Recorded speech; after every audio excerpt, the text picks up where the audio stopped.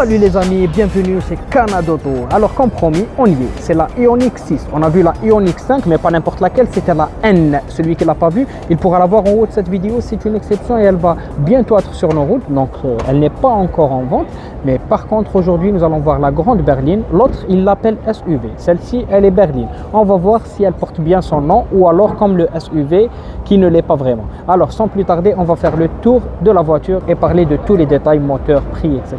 A tout de suite.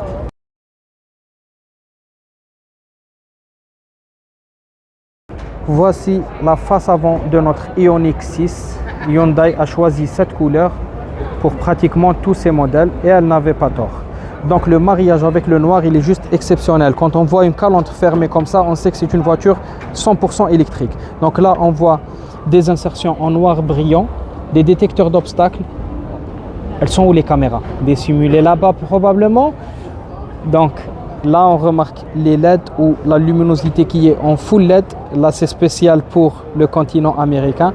Et là-bas on retrouve tout ce qui est caméra, radar pour nous permettre de faire la conduite semi-autonome. Si on regarde de profil cette voiture, je ne sais pas pour vous, mais moi j'ai l'impression que c'est une Mercedes CLS. Non? Ça vous dit rien? Concernant les jantes. C'est des jantes très jolies, je trouve qu'elles ressemblent beaucoup à celles de Kia. Celui qui n'a pas vu les voitures de Kia, je lui mettrai une ou un lien sur cette vidéo et de là vous pourrez accéder à tous les véhicules de la marque Kia. Là on verra que c'est des 20 pouces et qu'il y a du chrome et du piano black. On retrouve une petite barre ici avec du plastique.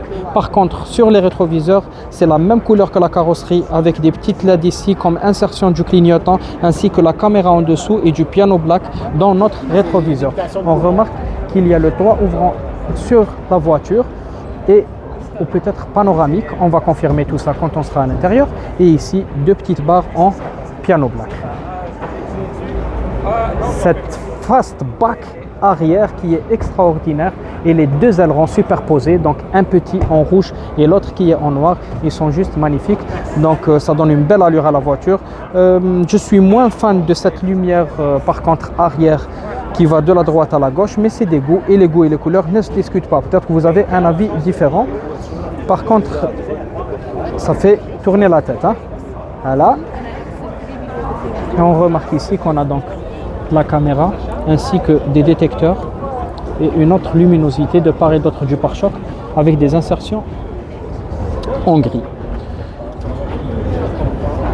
Ioniq est marqué comme dans le vert, c'est très joli, c'est très épuré. Et là ça nous fait penser à quoi? La 911 Porsche, mais pas les dernières versions, celle d'il y a quelques années. Alors si on regarde plus attentivement, on verra qu'il y a ici une sorte de sortie d'air factice qui n'est pas réelle et des insertions en plastique de part et d'autre pour donner un peu plus d'agressivité à la voiture parce que les voitures électriques en général en manquent de ces touches-là. Par contre, on remarque qu'il y a les poignées sous forme de Tesla, donc on doit appuyer ici pour le faire sortir et ouvrir la porte. Pardon, je m'en excuse. Donc là, on verra que c'est très épuré.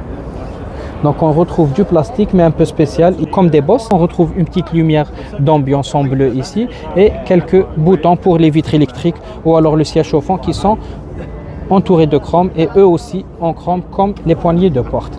On retrouve une petite signature Ioniq 6 pour nous souhaiter la bienvenue dans le véhicule et 3 places assez spacieuses. Voici la lumière d'ambiance dont je vous avais parlé. Il y a aussi des bus d'aération et des chargeurs type C. Si on va à l'avant, on verra que c'est pratiquement la même chose dans la portière, sauf qu'ici il y a l'insertion de quoi? Des enceintes.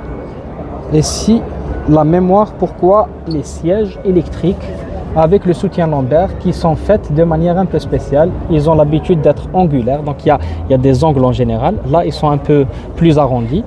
Je ne sais pas si vous préférez ceux-là ou les autres. Et c'est pareil pour les pédales. Et elles sont en chrome, donc ça c'est joli. Par contre, cette touche là, c'est un peu atypique aussi. Regardez la console centrale avec tout l'espace de rangement qu'il y a en dessous. On n'a pas l'habitude de le voir. Donc pour les sièges, c'est en cuir perforé et des surpiqûres, bien sûr des airbags, tout ce qu'il vous faut. On va accéder pour voir plus de détails dans la voiture. Alors, le volant très épuré avec 2 broches seulement. Les boutons s'allument et on a ici le petit commodo pour changer les modes de conduite. On pourra ici décider de mettre le régulateur de vitesse, changer notre écran numérique, donc le cockpit virtuel. Ici, on a tous les boutons pour les réglages. On voit qu'elle est pleine d'options. Donc, le frein à main aussi, il est ici pour éteindre le SP, fermer ou bloquer le haillon. Et là, on a un écran tactile central qui nous permet de voir les caméras 360, la vision 3D, différents réglages, notamment ceux de la radio. On a ici des bus d'aération très bien dissimulés dans le tableau de bord qui est composé de cuir et de matériaux un peu spéciaux comme l'aluminium. Donc on remarque la lumière d'ambiance qu'on a déjà vu dans d'autres véhicules Hyundai. Et ici, le pommeau de vitesse qui est un peu spécial comme chez les Américains. Sinon, on aura donc le bouton pour démarrer le véhicule sans utiliser de clé, comme l'accès, il est keyless. On a ici tout ce qui est réglage du volume, navigation, etc. Et là, c'est pour le réglage de la climatisation, siège chauffant, ventilé, volant chauffant, etc. On pourra même charger notre téléphone wireless, ça veut dire sans fil. On pourra utiliser les entrées USB ou type C pour ce faire. Il y aura donc des portes gobelets, les 4 vitres électriques qui sont un peu spéciales, c'est pas sur la portière mais plutôt au milieu de la voiture.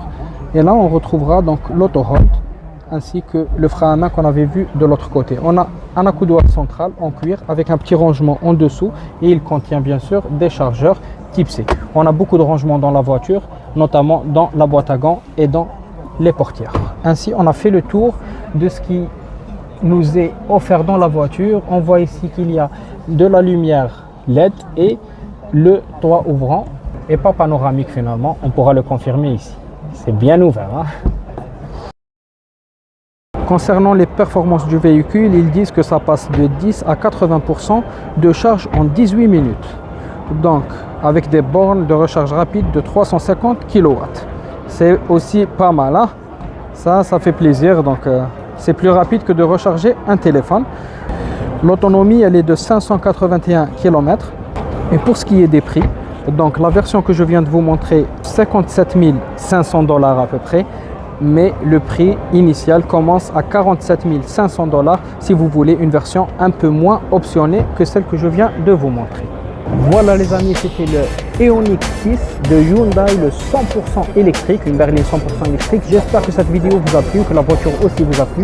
Si c'est le cas, n'oubliez pas de vous abonner pour ne rien rater des nouvelles tendances et des vidéos qu'on va mettre sur la chaîne. Mais c'est impossible, ça fait toujours plaisir. C'était tout pour moi, c'était l'autre fille et au revoir.